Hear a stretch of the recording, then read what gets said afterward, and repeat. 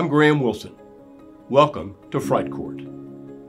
Thomas C. Dula, better known as Tom Dooley, was a former Confederate soldier who was convicted of murdering his girlfriend, Laura Foster. Dooley was tried, convicted, and hanged in Statesville, North Carolina on May 1st, 1868. Since then, the Dooley legend has exploded because of the worldwide fame that resulted from his portrayal in Hollywood films, and most importantly, the #1 single on the Billboard pop charts in 1958. However, questions about Dooley's innocence remain to this very day. Join us on this journey to Wilkes and Iredell counties as we meet experts on this folk story and hope to get some resolution on America's most famous public execution. I'm Margaret Ferguson Carter Martini, and we are sitting here at Whippoorwill Academy and Village in God's Country, which is better known as Ferguson, North Carolina. The village was begun by my late mother, Edith Ferguson Carter, for educational and art purposes. Tom Dooley's story has been told my entire life. I've heard the story, but my family's been involved with that because my great-great-grandfather, Dr. George Nicholas Carter, was the doctor who did the autopsy on Laura Foster, who was the murdered young woman that Tom Dooley was supposed to have killed.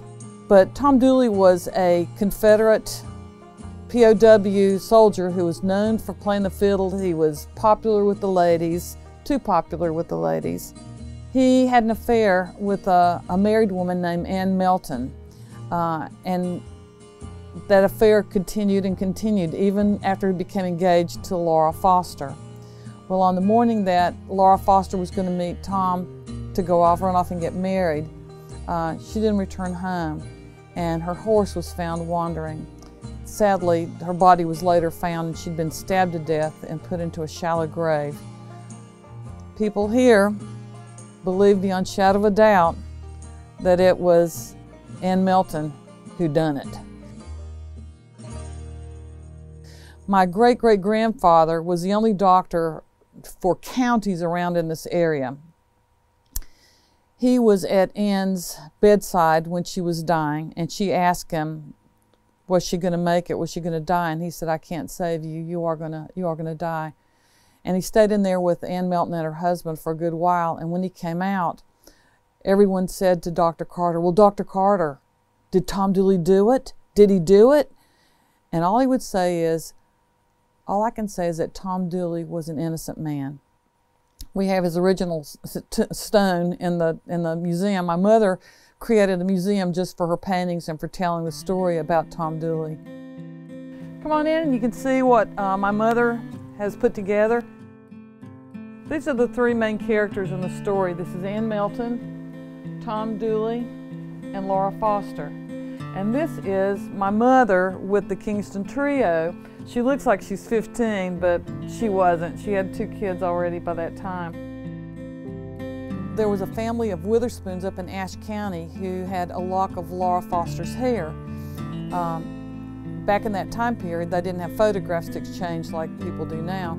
So you gave a lock of your hair. So they had a lock of Laura's hair in their family Bible and gave it to my mother, in which my mom put in a frame.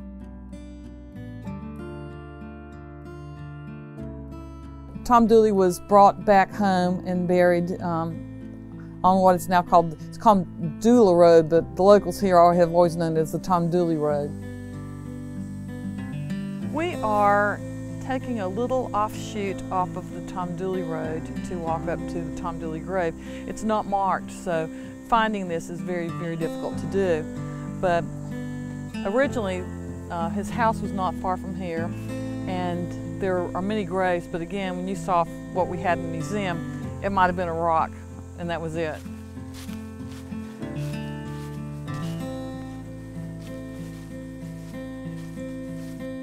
We have a website at www.whippoorwillacademy.com, and also we have a Facebook page. But the joy of today is making a new friend and sharing this story.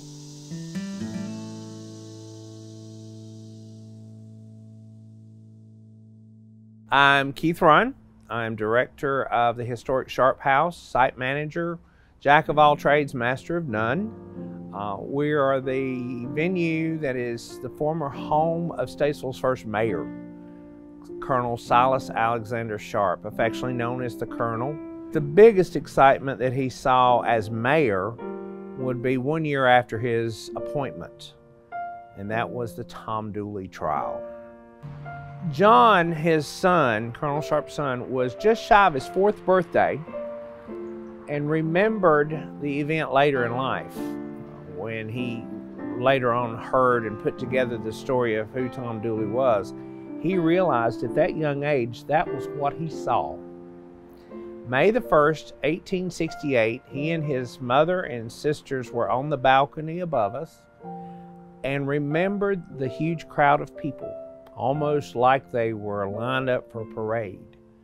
And they saw the wagon coming down the hill, and he remembered seeing a gentleman that had longish hair, was nice looking and all, but what really struck him and gave him an uneasy feeling was the fact there was a casket in the back of the wagon, and he overheard the terms of hanging, and there's his box, and it stuck with him.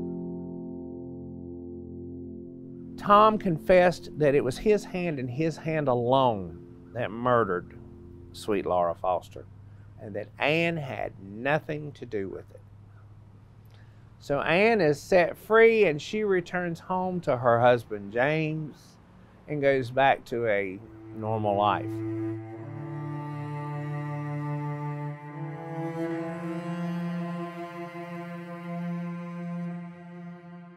Unfortunately, several years later, a wagon overturned on her and crushed her.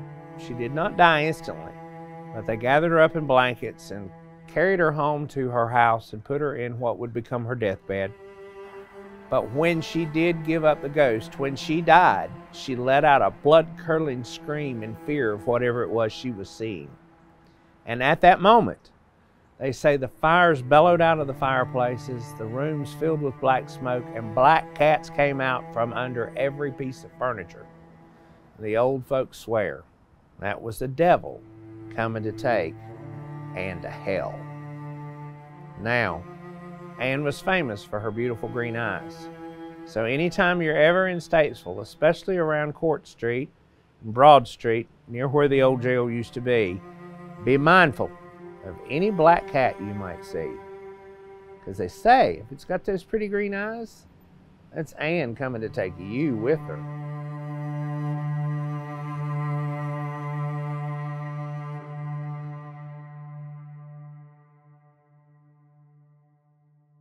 I'm Steve Hill. I'm a resident of Statesville, North Carolina, lifelong resident.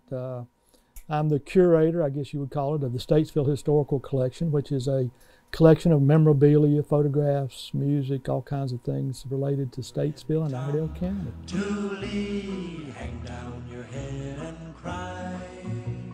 We probably wouldn't be talking about the story of Tom Dooley if it hadn't been for the Kingston Trio, a group of clean-cut beatniks, I guess, from California back in the late 1950s. They were going through a catalog of some old music, and they found a song about a forgotten legend, a guy named Tom Dooley, and they took it and recorded it and sold 1 million records off of it. They started the big record player and stereo craze of the late 1950s. Every family had to have a stereo system so they could play Tom Dooley. From that, in 1959, Hollywood had to get involved in it, so they came out with the legend of Tom Dooley, a very, very loosely related story about the story of Tom. It starred Michael Landon from Little House on the Prairie and Bonanza fame. He starred as Tom Dooley. But instead of the true story about him killing his girlfriend in the backwoods of Wilkes, Caldwell County, they had the story set out west. It was a Western, so there wasn't a lot of truth to it. But still, it sold a lot of movie tickets. It played, you can look on the wall behind me, it played literally around the world. There are all kinds of media, from reel-to-reel tapes to VCRs to 8-track tapes to piano rollers to CDs. It's been recorded, to cassettes. It's been recorded in all different media. The Germans were especially fascinated by the Tom Dooley story. They came out with their own book. They came out with their own whiskey, Tom Dooley whiskey, with a little hanging noose there on the label.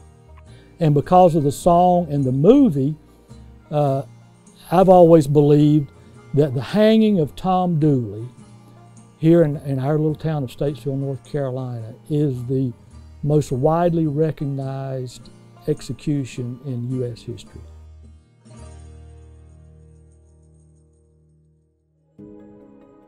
Unfortunately, we may never get confirmation that the jury was correct in convicting Tom Dooley of Laura Foster's murder. The one thing our experts did agree on was the impact Dooley had on America and the world. Could this poor young man from North Carolina's hill country have had any premonition of the celebrity and fame he would obtain in the decades to come? One thing is for sure, the words of his murder ballad ring true. Hang down your head, Tom Dooley. Poor boy, you're bound to die.